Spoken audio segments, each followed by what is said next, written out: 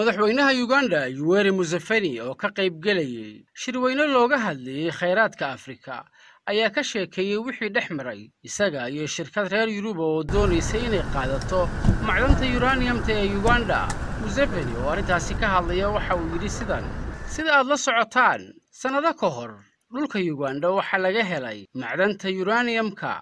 markaas kadib waxa ay timid shirkad reer galbeeda. mas'uuliyiintii ka socday shirkadaas waxay soo jeediyeen inay yeeshaan mulkiyadda uraniumta Uganda oo la siiyo qandaraaska kaba soo qaada in laydin siiyay mulkiyadda uraniumteena, laakiin sidee yeelaysaan, xageesa u qaadaysaan? shirkaddii reer Yurub waxay iigu jawaabeen dibadda ayaan u dhoofinaynaa. haddana waxaan weydiiyey ujeedooyinkee ayaan u dhoofinaynaa, bal igu qanciya inaan dhoofiyo uraniumteena. waxay ii sheegeen in looga dan leeyahay in laga dhaliyo tamarta nuclear-ka ah ee korontada iyo isticmaalka kale sida daawooyinka iyo xakamaynta faktorka iyo wixii la mid ah. intaan yaabay ayaan gadaal u fariistay. waxaan ku idhi uraniumta intaas oo waxyaabood in loo isticmaalo soo wax qof walba og yahay maaha. waa wax waxbarashada asaasiga lagu dhigto.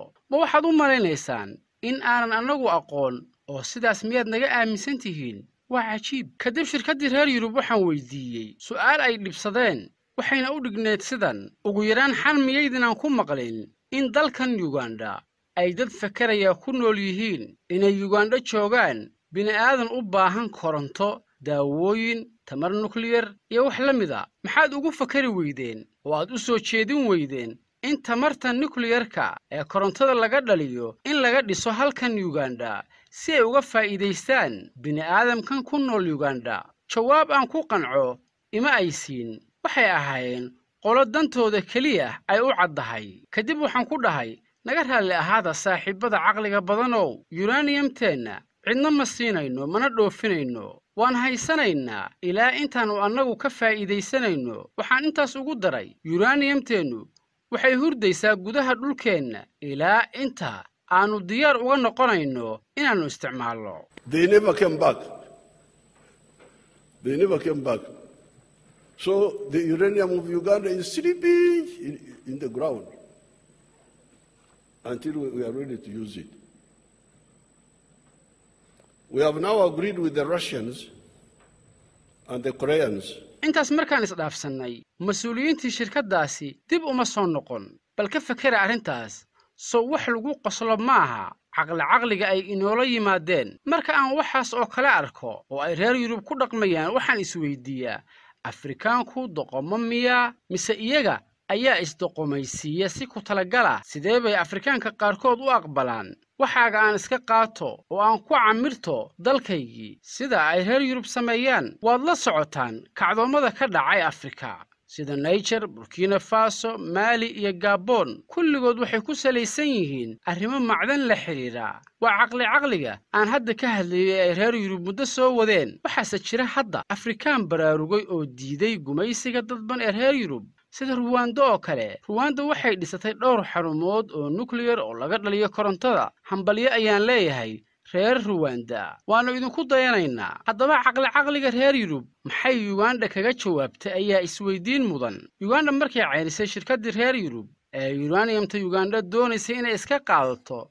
intaa wixii ka dambeeyey waxaan qaadnay tallaabooyin dhowra. waxaa cilmi baaris samaysay wasaaradda tamarta iyo horumarinta macdanta ee Uganda, waxayna wasaaraddu xaqiijisay in waddanku uu awood u leeyahay inuu bilaabo soo saarista tamarta nuclear-ka kadib markii Uganda laga helay kayd uranium oo aad u badan. haddaba aan idiin bishaareeyo, waxaan hadda heshiis la galnay Ruushka iyo Kuuriya inay noo dhisaan 2 xarumood oo tamarta nuclear-ka ah oo soo saaraysa koronto dhan 15,600 oo megawatt. bal qiyaasa labadaas xarumood keliya ayaa intaas oo koronto ah soo saaraysa. ka warrama sida Afrikaan badan sameeyaan. haddaan shirkaddii reer galbeed u oggolaan lahayn inay uraniumteena iska daldashaan, maanta wax faa'iido ah kama hayneen. mashruuca nuclear-ka ee Uganda wuxuu ku soo beegmay xilli xasaasi ah oo ay ummaduhu la tacaalayaan sidii loo xaqiijin lahaa ammaanka tamarta ee horumarka dhaqandhaqaale. haddii caqligeennu shaqeeyo, dadka Afrikaanka ah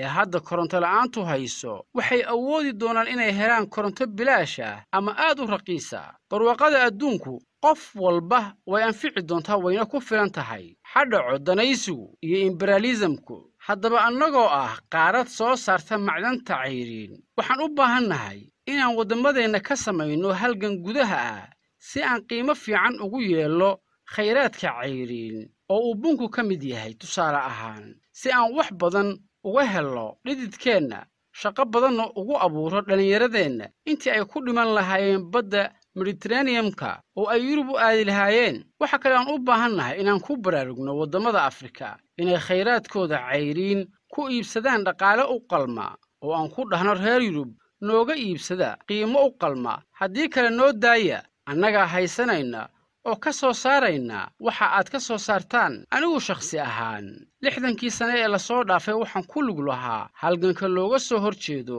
addoonsiga casriga ee Afrika in badan ayaan arrintan ka hadlayay af iyo qoraalba waanse ku faraxsanahay in maanta la isla arkay wixii aan in badan ka soo hadlayay waxaanse shucuubta Afrika u sheegayaa uguna bishaaraynaya in sanadkan 2023 ay soo baxeen ay soo baxeen hogaamiyaal da'yar oo dhiig Afrikaanimo ku jirto kuwaasoo doonaya inay dalalkooda ka saaraan gumaysiga casriga ee Yurub waan idin maqlaya dadku waxay leeyihiin Faransa haa Faransa waa la og yahay inay dhiig miira tahay laakiinse Faransa kaliya maaha waa ay badan yihiin ugu dambayn reer Yurub waxaan ku leeyahay khayraadkeennu iyo uraniumteenu hadda kadib waxay noo hurdaysaa gudaha dhulkeenna ilaa inta aanu diyaarka uga noqonayno inaannu isticmaalno kulligeen